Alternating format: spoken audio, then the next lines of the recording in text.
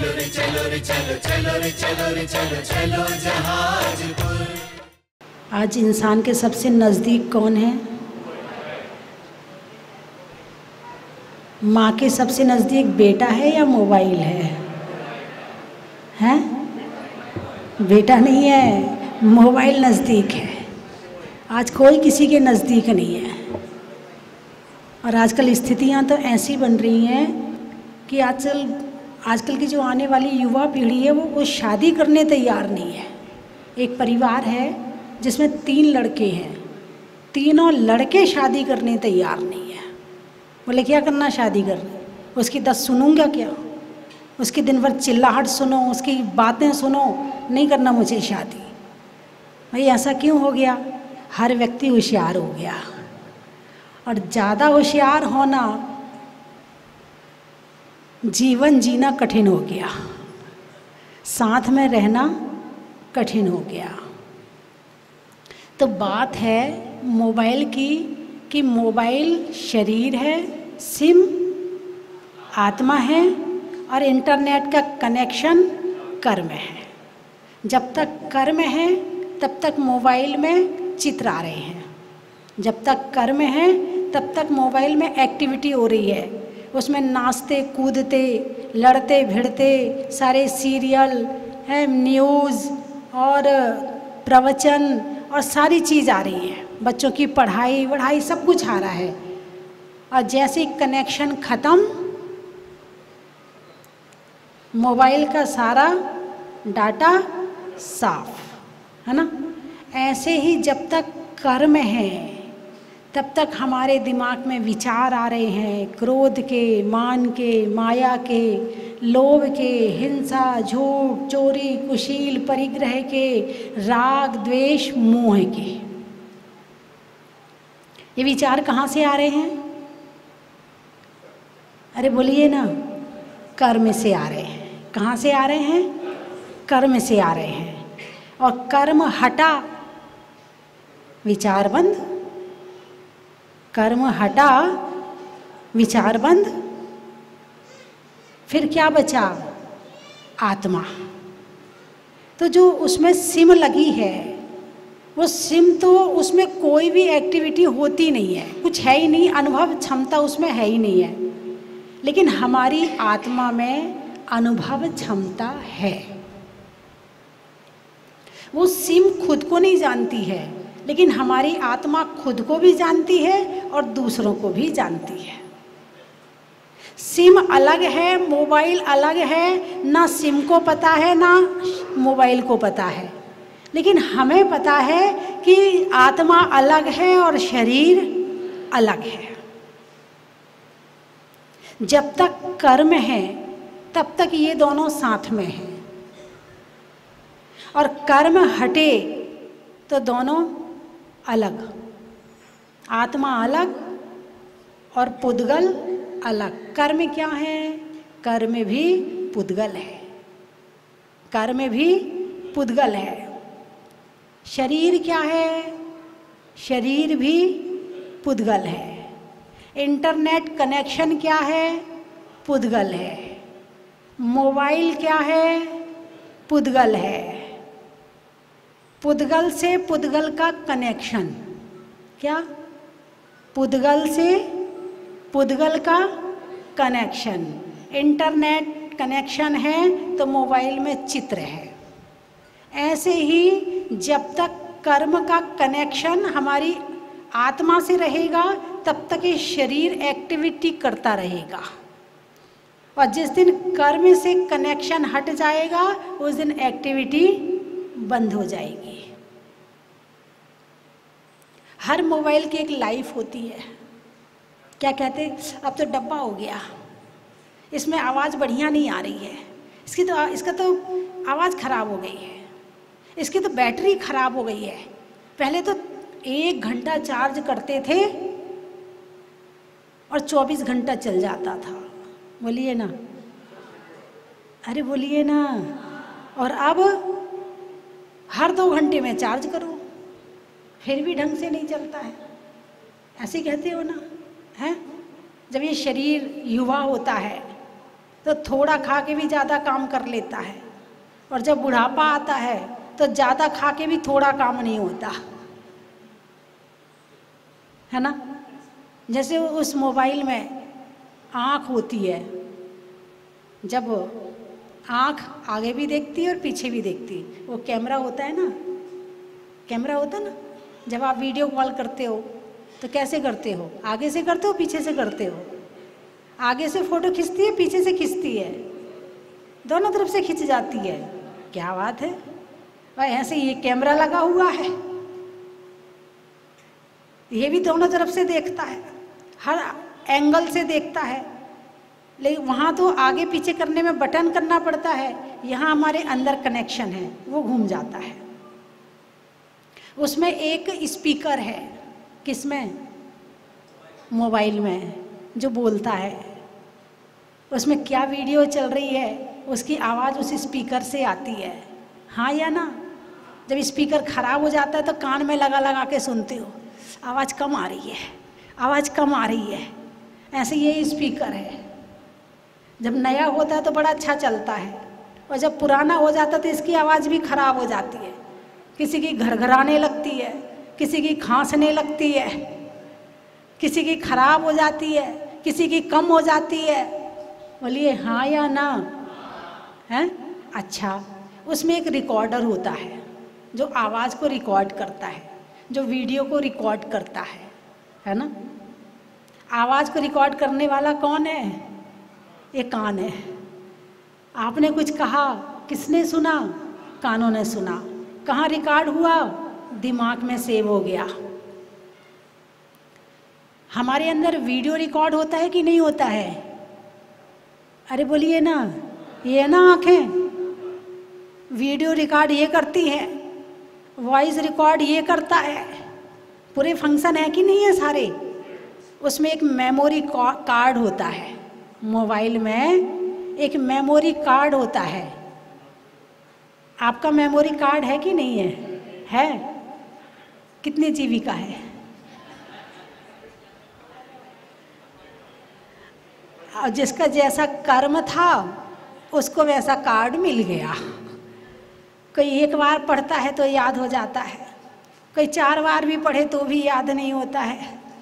कोई एक बार सामान रख के याद रखता कि वहाँ वो सामान रखा, उसके सोते सोते पूछ लो वो सामान कहाँ रखा, वो अलमारी खोलना वो वाली, और उसकी चाबी वहाँ रखी है, फिर वो वाले ताला खोलना, फिर वो अलमारी के तीसरे खंड में वो वाली पेटी है, फिर उसके अंदर में तीसरे नंबर पे ये रखा हुआ है। ऐसे करते कि नहीं करते हो?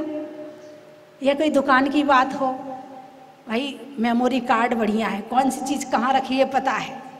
और किसी किसी का मेमोरी कार्ड जब घिस जाता है, भाई उसमें तो तुम बदल लो, मेमोरी कार्ड भर जाए तो दूसरा बदल लो, पुराना हो जाए तो उसे दूसरे में सेव कर लो।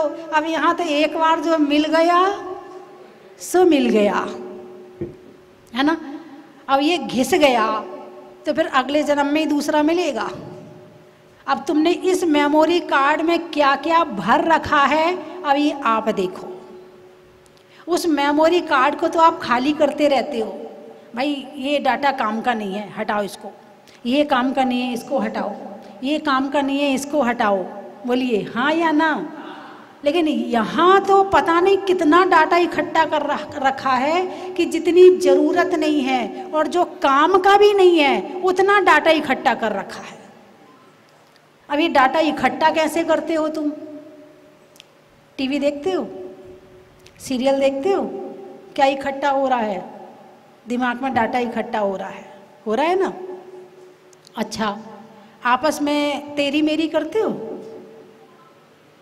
किसी की निंदा बुराई चुगली करते हो? अरे बोलिए ना। राजनीति की चर्चाएं करते हो? दिन भर इधर उधर की बातों का विचार करते हो?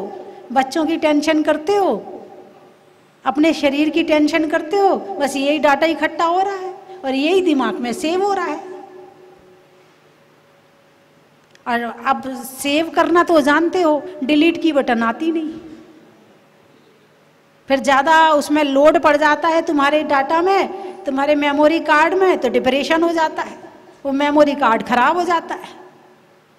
उसमें ज़्यादा विचार चलने लगते हैं। जैसे मोबाइल या तो कभी हैंग हो जाता है ये ज़्यादा स्पीड पकड़ने लगता है। ऐसा है क्या मोबाइल में? ऐसे ये दिमाग भी कभी कभी हैंग हो जाता है, समझ में नहीं आता क्या करें, आगे ही नहीं बढ़ता दिमाग, देखते हैं चीज़ को समझ ही नहीं आता है, हैंग हो जाता है। और कभी कभी इतनी स्पीड बढ़ जाती है कि हम रोकना चाहें तो रुकता नहीं है। बोलिए हाँ या ना? पूरा सिस्टम वही है। जो मोबाइल बनाया वो कहीं और से नहीं बनाया है, ये दिमाग को खोल कर ही बनाया है, इस शरीर को देखकर ही बनाया है। ठीक है ना? अब उसमें तो तुम डिलीट करने की बटन आती है, अब भाई डाटा सेव नहीं हो रहा है, अब ऐसा करो इसको बाकी जो काम के नहीं उन्हें डिलीट कर दो, तो तुम डिलीट करते। अथवा जो बड़ा जीबी का कार्ड वाला है, मेमोरी कार्ड ज़्यादा जीबी वाला, वो लगा देते, भाई अब इस ज़्यादा वाला ले लो, भले महंगा आ रहा है कोई बात नहीं है। अच्छा, अब वो जीबी कार्ड तो खरीदना आता है, ये जीबी कार्ड खरीदना आता कि नहीं आता? वो मोबाइल कौन सा बढ़िया होता है और कितने रुपए का मिलता है और कौन सा कनेक्शन बढ़िया होता है, इस बात का तो ज्ञान है, मगर ये मोबाइल अगले जन्म में कैसा मिलेगा, कौन सा मिलेगा, अच्छा मिलेगा कि नहीं मिलेगा, वो खरीदना आता है कि नहीं आता है? ये मेमोरी कार्ड खरीदना आता है कि नहीं आता है? ये मशीन बढ़िया फंक्शन वाली खरीदनी आती है कि नहीं आती है? अरे बोलिए ना, नहीं आती है। ये मोबाइल खरीदना तो आता है, उस मोबाइल को चलाना तो आता है, मगर इस जीवन रूपी मोबाइल को चलाना नहीं आता है। इसीलिए किसी का मोबाइल हैंग हो जाता है और किसी का डिप्रेशन में चला जाता है। क्यों भाई? ऐसा क्यों हुआ? ऐसा क्यों हुआ? कनेक्शन तो सही लिया है, नहीं, कनेक्शन गलत ले लिया। अब कनेक्शन गलत कैसे ले लिया? एक होता है संसार का कनेक्शन और एक होता है धर्म का कनेक्शन। धर्म का कनेक्शन लोगे और जितना ज़्यादा यूज करोगे तुम्हारा मोबाइल बढ़िया होते चला जाएगा और अगले जन्म में और अच्छा मोबाइल मिलेगा। और जितना ज़्यादा संसार का कनेक्शन लोगे, इस मोबाइल के मेमोरी कार्ड पर, इस मोबाइल के हर फंक्शन पर लोड पड़ेगा। क्या पड़ेगा? लोड पड़ेगा। और ये जितना ज़्यादा चलने वाला था उसके पहले खराब हो जाएगा। होता कि नहीं होता? शुगर क्या है? बोलिए ना, कौन सी बीमारी है ये शुगर? लोड वाली। ज़्यादा टेंशन लिया, ज़्यादा खाया पिया, जैसे ज़्यादा यदि मोबाइल को यदि 1 घंटा चार्ज होना है और उसे आप दिन भर लगाए रखो, बैटरी खराब हो जाएगी, गर्म हो जाएगी, है ना? जितना उसको खाना चाहिए है उतना दोगे तो ठीक है, और नहीं दोगे तो खराब हो जाएगी। ऐसे इस शरीर को जितना खाना चाहिए है उतना दोगे तो ये सही चलेगा, और उससे ज़्यादा डालोगे तो बीपी, शुगर, चाहे विचार रूपी खाना हो और चाहे भोजन रूपी खाना हो, दोनों हमारे विचार हमारी आत्मा का भोजन है और जो खाते हो वो शरीर का भोजन है। अब आप भोजन कौन सा कर रहे हो, कैसा कर रहे हो, ये देखने वाली बात है। फिर मोबाइल खराब हो जाए तो चलाने में मज़ा नहीं आता, और ये शरीर खराब हो जाए तो जीवन जीने में मज़ा नहीं आता। बोलिए हाँ या ना? तो क्या करना है? क्या करना है? ये मोबाइल सही रखना है तो कौन सा कनेक्शन है? धर्म का कनेक्शन। यदि ज़्यादा आप प्रवचन, ध्यान, भक्ति, है ना, और माला, जाप, सत्संगति, चर्चा, स्वाध्याय, अभिषेक, पूजा, यदि ये कनेक्शन ज़्यादा ले रखा है तो ये मशीन जो है ये सही रहेंगी, क्योंकि लोड ज़्यादा नहीं पड़ेगा। इसमें धर्म में हल्कापन है। क्या है? हल्कापन है। और संसार के विचारों में वजन है। जितना वजन दिमाग पे रहेगा उतनी जल्दी मोबाइल खराब हो जाएगा। उतना ज़्यादा आपको डाटा सेव करना पड़ेगा, उतना उनके लिए सोचना पड़ेगा, उतना उनके लिए विचार करना पड़ेगा, उतना उनके लिए काम करना पड़ेगा, उतनी टेंशन लेनी पड़ेगी। और जितना आप यहाँ आओगे उतना हल्कापन आएगा। अब संसार के डाटा को डिलीट करने का रास्ता कौन सा है? अरे बोलिए ना, डाटा खाली करना है, ज़्यादा दिमाग में सेव हो गया है, तो ऐसा कौन सा काम करें कि हमारे दिमाग का डाटा कम हो जाए? अरे बोलिए ना, ध्यान। क्या? ध्यान। जैसे कचरा इकट्ठा हो जाए तो आग लगा दो, इकट्ठा करो, सारा झाड़ के एक तरफ करो कोने में और आग लगा दो, मिनट में साफ। ऐसे ही जो सुबह ध्यान करता है तो रात भर का कचरा इकट्ठा हुआ था वो सुबह का ख़त्म कर दिया, और जो शाम को ध्यान करता है, जो दिन भर में कचरा इकट्ठा हुआ था वो उसने शाम को ख़त्म कर दिया। अब वो हल्का हो गया, जितना कचरा था वो इकट्ठा हो गया, और जितना माल था वो उठा के हमने एक तरफ रख लिया। हमारे भगवान जो मंदिर में विराजमान हैं, इनकी कौन सी मुद्रा है? अरे बोलिए ना, ध्यान मुद्रा है। तो मंदिर क्यों आते हैं? क्या लेने आते हैं इनसे? इनसे ध्यान लेने आते हैं या इनकी पूजा करने आते हैं?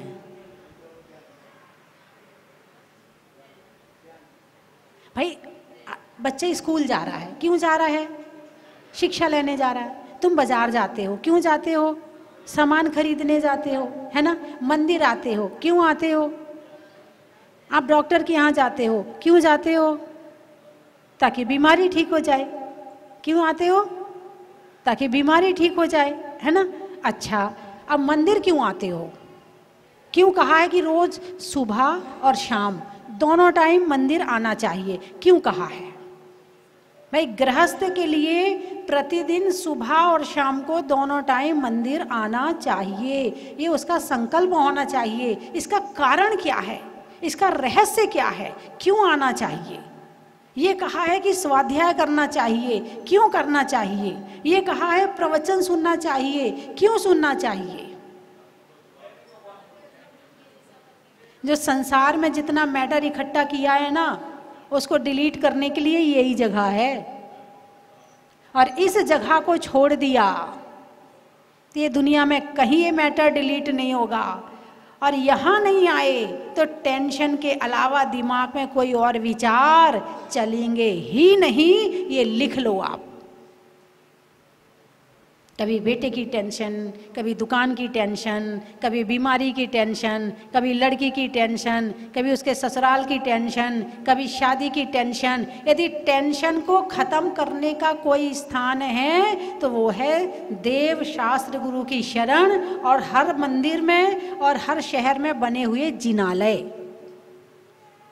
और इसको बड़ा व्यवस्थित कर दिया है भगवान महावीर ने, और इसको व्यवस्थित करके बड़ी अच्छी तरह से बता दिया कि क्या करना है, ताकि आपको दिमाग ना लगाना पड़े। बता दिया, देव पूजा, गुरु उपासना, स्वाध्याय, संयम, तप और दान, ये 6 काम रोज करना चाहिए। इसे कहा है षट आवश्यक। क्या कहा है इसे?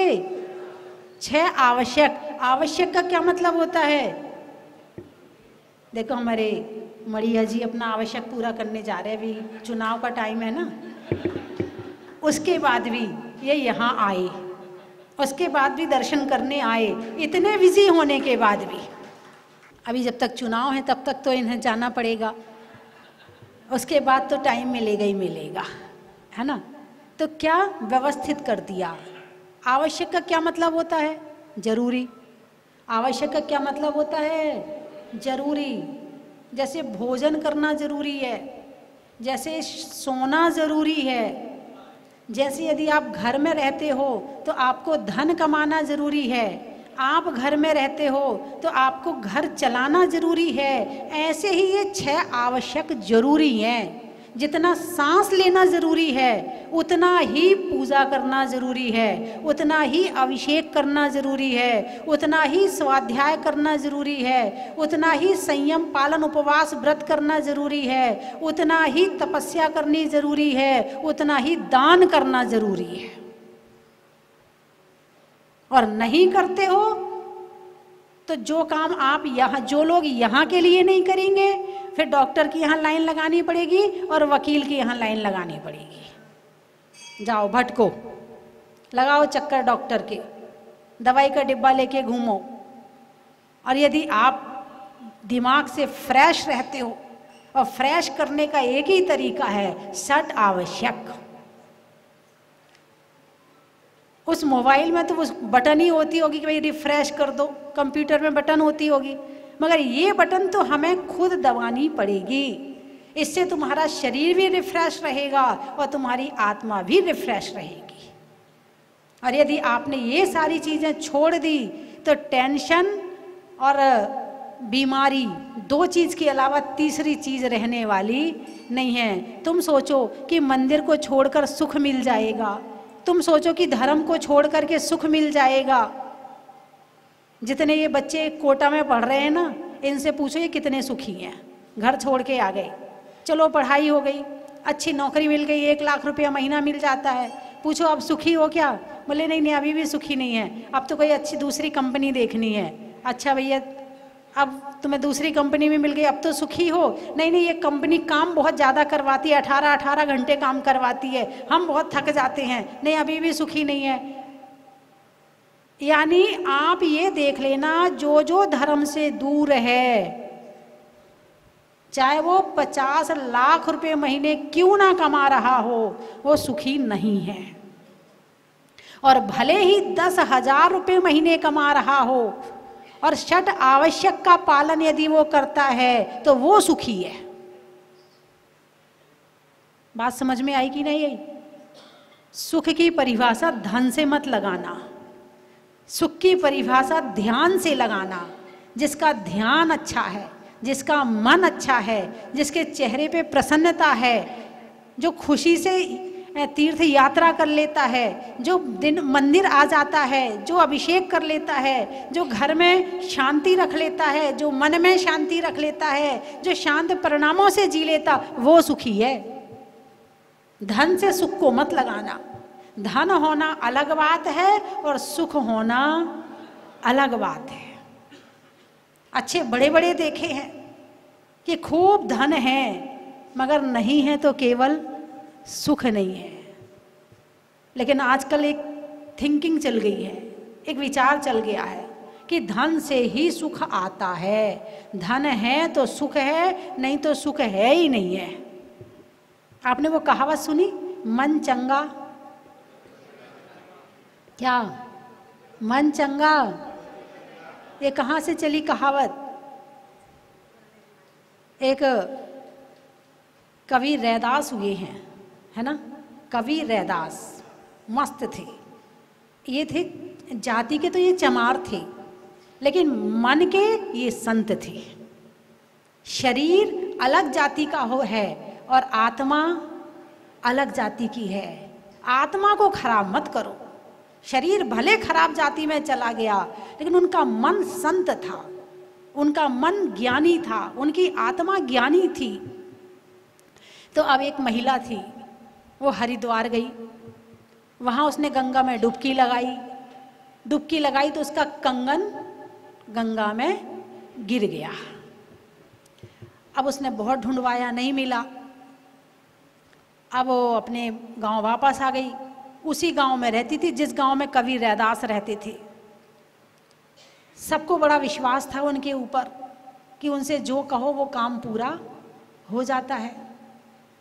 और जिसका मन अच्छा हो, जिसका स्वभाव अच्छा हो, जिसके भाव अच्छे हों, उसका काम देवता करते हैं, मनुष्य नहीं,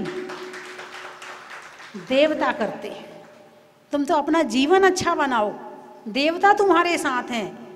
मंदिर आओगे, खूब भक्ति करोगे, तुम्हारे साथ देवता चले जाएंगे और तुम्हारे घर का सारा काम निपटा देंगे, तुम्हें करने की भी जरूरत नहीं पड़ेगी। अब वो संत पुरुष था, मन मस्त रहता था। वो जो चमड़े की चप्पल आदि है वो बनाता था। तो वो महिला उनके पास गई, बोले गंगा में हमारा कंगन खो गया, मिल नहीं रहा है। अब उनके साथ तो देवता थे, किसके साथ? कवि रैदास के साथ। और कवि थे, देखो आप, कवि, कवि का मतलब जानते हो? कविता बनाना। अच्छे अच्छे विचार आते जाते थे और कविता बनाते जाते थे, विचार आते जाते थे और कविता बनाते जाते थे, ऐसे कवि थे वो। उनके पास में एक कुछ धोने का एक, वो पहले क्या बोलते हैं उसको, जिसमें पानी भर के रखते थे, गंगा, वो ऐसे तसला जैसे होता है, तगारी, तगारी उनके पास रखी थी, उसमें थोड़ा सा पानी था। उन्होंने उसमें हाथ डाला और हाथ डाल के वो कंगन निकाल के दे दिया, ये लो भाई, तेरा कंगन गंगा में खोया था ना, ये आ गया वापस, ये ले। कौन लेके आया? देवता लेके आया। मैंने क्या कहा? तुम तो भगवान की भक्ति करो, ज़्यादा कुछ नहीं कर सकते हो, तुम तो भगवान की भक्ति करो। भगवान की भक्ति में वो शक्ति है कि देवता सारा अपने आप ही निपटा देंगे। तभी से कहा गया कि मन चंगा तो कठौती, कठौती कहते हैं इसे, उस समय कठौती कहते होंगे, हाँ, तो मन चंगा तो कठौती में गंगा। चंगा का मतलब अच्छा, अच्छा विचार, अच्छा भाव, ज़्यादा कलेश नहीं, ज़्यादा मस्त रहो। हमारे गुरुजी हमेशा कहते थे, खाओ पियो मस्त रहो, धर्म करो व्यस्त रहो। आप भी याद कर लो। अब कई बार लोग मुझसे भी कहते, बोले माता जी आपको टेंशन नहीं हो रही, इतना बड़ा कार्यक्रम है। मैंने कहा टेंशन बांट दी मैंने। तो आपने कैसे बांट दी? भाई जो मालिक बनता है ना, टेंशन उसे होती है, और हम मालिक बनते ही नहीं है। मालिक बना दिया दूसरों को, और जो मालिक बना आप करो टेंशन। और लोगों को मालिक बनने का बड़ा शौक है, मालकियत का बड़ा शौक है, और जो मालिक बनता है वो टेंशन में तो रहेगा ही रहेगा। भाई तुम्हें मालिक बनने का शौक है, ये लो, तुम्हें मालिक बनने का शौक है, ये लो।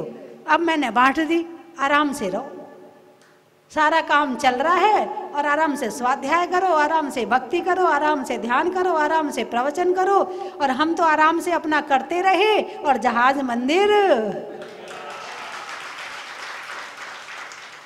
मन चंगा कठौती में गंगा। मालिक बनना ही नहीं है। जो मालिक बनेगा, बनना नहीं, मालिक हम हैं ही नहीं। सबसे पहली बात तो ये है, मालिक है नहीं और मालिक बनने का प्रयास करते हैं, बस यही दुख है। दुख कहाँ है? मालिक, आप मालिक हो क्या? आप जिस शरीर में रह रहे हो, आप इसके मालिक हो क्या? पहले तो ये बता दो। बाहर की बात तो दूर की है, ये शरीर तुम्हारे हिसाब से चलता है क्या? ये तुम्हारे बाल तुम्हारे हिसाब से सफ़ेद होते हैं क्या? तुम्हारे शरीर में बीमारियां तुम्हारे हिसाब से आती हैं क्या? तुम्हें भूख तुम्हारे हिसाब से लगती है क्या? तुम्हारे हाथ पांव तुम्हारे हिसाब से चलते हैं क्या?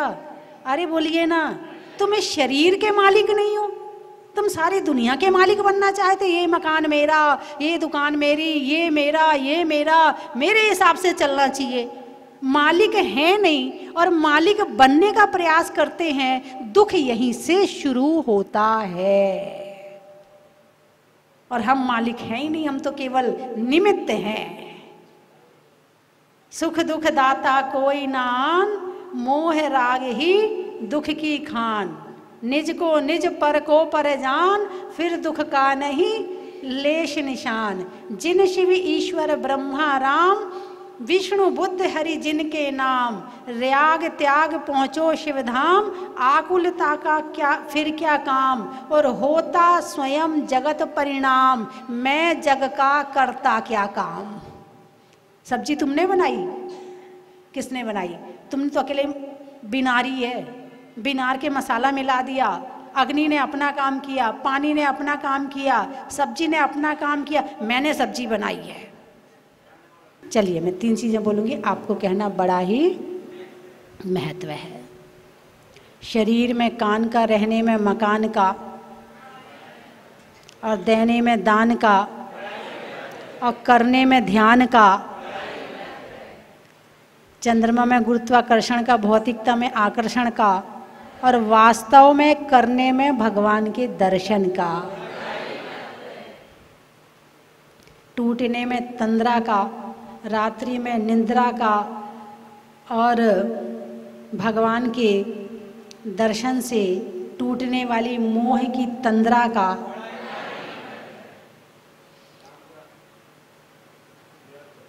आत्मा शरीर में दिल का, होटल में बिल का,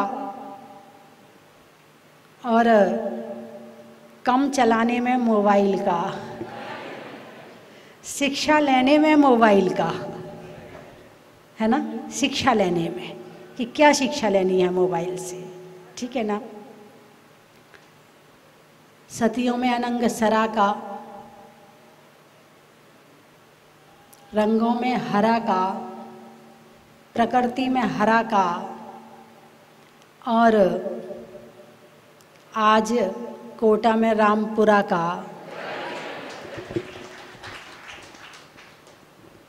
प्रभु नाम लेने का, नाव को खेने का, और बच्चों में मंदिर आने के संस्कार देने का। आप शब्द बोलिए, मैं महत्व बता दूंगी। बुढ़ापे में सहारे का, कमजोरी में बिचारे का, और चंबल नदी के किनारे होने वाले विधान का। पेड़ में तने का, गर्मी में पने का, और विधान में बैठने का। तो मैंने कल भी पूछा था, तो विधान में तो आप लोग आ जाओगे ना? अरे बोलिए ना। यदि आपके रिश्तेदार के यहाँ शादी हो तो आप जाते हो कि नहीं जाते हो? तो मेरे से आपकी रिश्तेदारी है कि नहीं है? मुझे अब आपने अपना रिश्तेदार बनाया कि नहीं बनाया? वो रिश्तेदार तो इसी जन्म तक साथ निभाएगा। यदि मुझे रिश्तेदार आपने बना लिया तो जन्म जन्म साथ निभाऊंगी।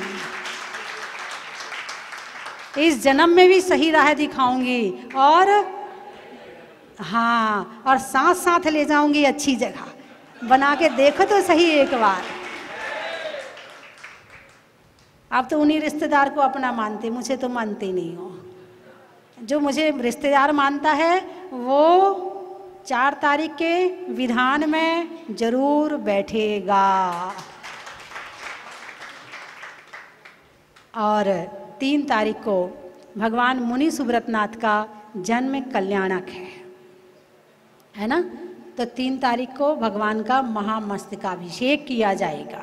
तो उस दिन भी हमारे पुरुषों को एक बड़ा सौभाग्य मिल रहा है, आप भगवान का अभिषेक कर सकते हो। तो भगवान मुनि सुब्रतनाथ का अभिषेक 3 तारीख को सुबह 6:30 बजे से प्रारंभ किया जाएगा।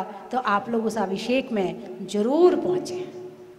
अब महिलाएं नहीं कर सकती हैं, देखने पहुँच जाएंगी, लेकिन 4 तारीख को विधान में तो बैठ ही सकती हो ना। आप अभिषेक नहीं कर सकती हो, विधान तो कर ही सकती हो ना। जो कर सकती हो वो तो करो।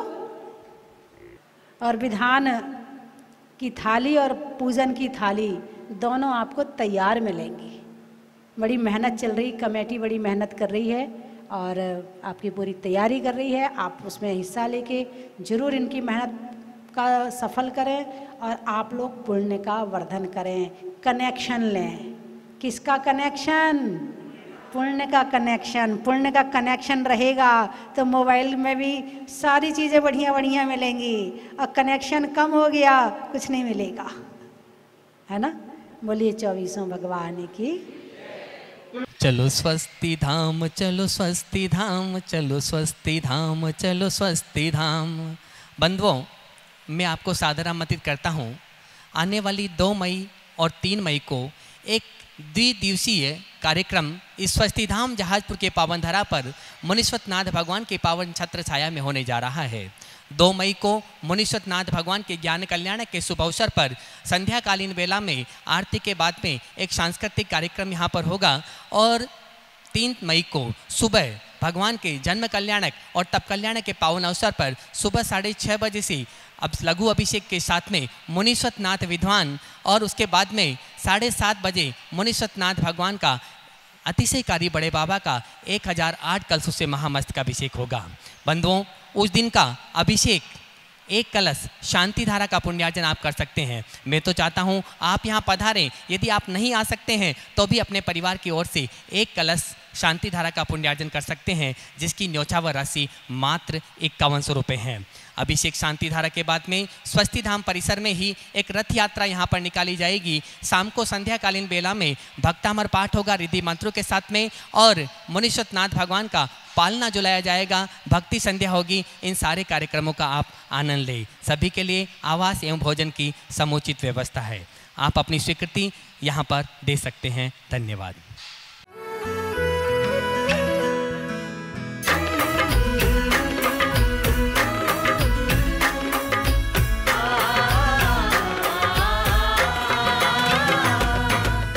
कंचन की थाल को सजाओ रे आज, रत्नों की थाल को भर लाओ रे आज। आओ आओ करे रे गुणगान आरती भगवन की। आओ आओ करे गुणगान आरती भगवन की। आओ आओ करे रे गुणगान आरती भगवन की।